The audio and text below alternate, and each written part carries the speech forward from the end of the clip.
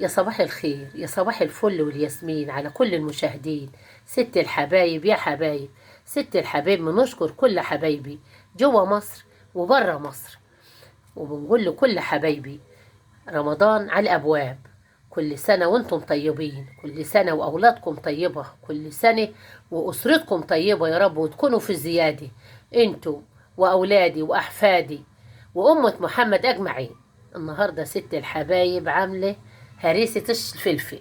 مفيش بيت طبعا بيخلى منها، لابد بنحطها على المخلل وعلى الجبنة وعلى كل حاجة، مفيش بيت يخلى منها. مسكتها يا حبيبتي فرماها في الكبة، ماسكه مسحه الشطه، الجرن الفلفل واحده واحده، ما بنغسلش الفلفل الهريسه ما بنغسلهوش.